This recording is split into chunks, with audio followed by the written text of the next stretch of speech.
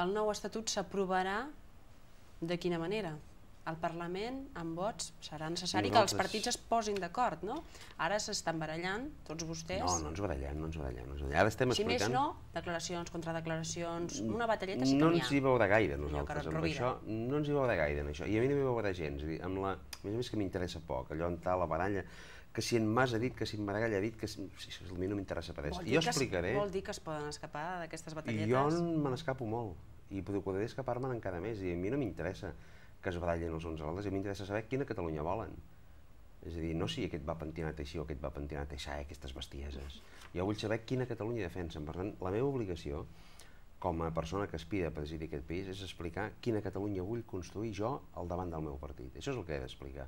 I a partir d'aquí, doncs els altres expliquin el que vulguin. Quin estatut tindrem? El que vulguem la majoria de catalans i catalanes. Per tant, necessàriament... I el que vulgui la majoria del Parlament català? Evidentment, expressats democràticament, però que abans que ho aprovi el Parlament, nosaltres volem que, com va passar amb la llei de política lingüística, els diferents agents de Catalunya, socials, econòmics, culturals, universitats, cambres de comerç, sindicats, patronals, associacions de defensa del territori, hi diguin la seva. És a dir, que diguin, per exemple, els sindicats i la patronal, quan modifiquem l'Estatut en matèria laboral, hauria de dir això, això i això. I de les aportacions que faci la gent, del pronunciament que facin els ajuntaments, de la votació que faci el Parlament de Catalunya, que anem a Madrid, majoritàriament, la immensa majoria de diputats i diputades del Parlament, i diguem, Catalunya vol això. I això pot venir avalat, jo crec, per la immensa majoria de la societat catalana. Què pensa del fet que Duran Lleida, tercer per les llistes de Barcelona, per Convergència i Unió, diu que el pacte CiU-PSC permetria afrontar grans reptes? Home, jo crec que ja ha explicat de debò què volen els partits conservadors, no? És a dir, els partits conservadors són aquells que volen conservar els privilegis que tenen i el poder que tenen. És a dir, hi ha gent que ha tocat cuixa tota la vida, des dels inicis, no? I això és el que li passa a Convergència i Unió, el que li passa al PSC. Aleshores, els que han manat sempre volen impedir que els que no hem manat mai arribem un dia al govern. Li fa por que pactin i que governin junts? No, no em fa por per Catalunya. És a dir, no em sap greu ni em fa por pel meu partit, perquè, escolti... En part sí. No, un pacte Convergència i Unió PSC durant 4 anys, d'aquí 4 anys el president de la Generalitat és d'Esquerra Republicana, no en tingui cap dubte, perquè la gent prendria... Serà vostè, llavors?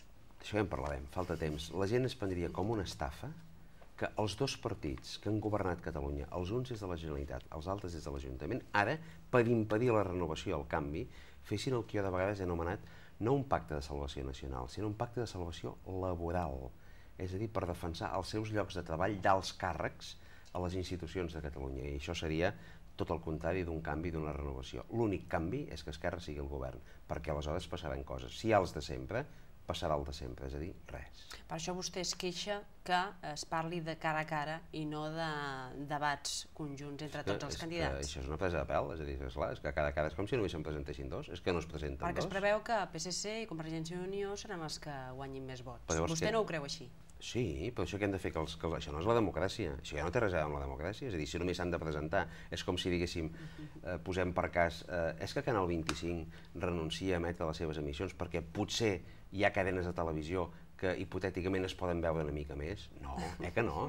Què passaria si diguéssim, no, només poden existir dues soles cadenes? Escolti, la pluralitat d'opcions que hi ha s'han de respectar, sobretot quan encara no sabem què passarà. A les eleccions municipals ningú pensava que Esquerra faria un resultat tan extraordinari com va fer.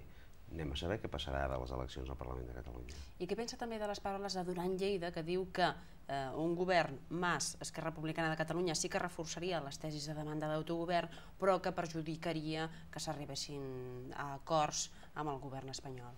Home, jo veig que Duran Lleida diu moltes coses, m'agradaria saber què en pensa en Mas, que en definitiva és el candidat, no? És a dir, també estaria bé que Mas pensés, que Mas digués, que Mas afirmés... També farà el cas del segon i del tercer de les llistes, no? Sí, però és que a mi m'agradaria saber què diu el candidat, perquè en principi Duran Lleida no és candidat a res, sinó un membre destacat a les llistes de Convergència i Unió. Ja vull saber què pensa el candidat. La neteja és una competència dels ajuntaments i la pregunta seria, igual que vostè reclama competències pel govern català, quines competències cediria als municipis, als governs municipals?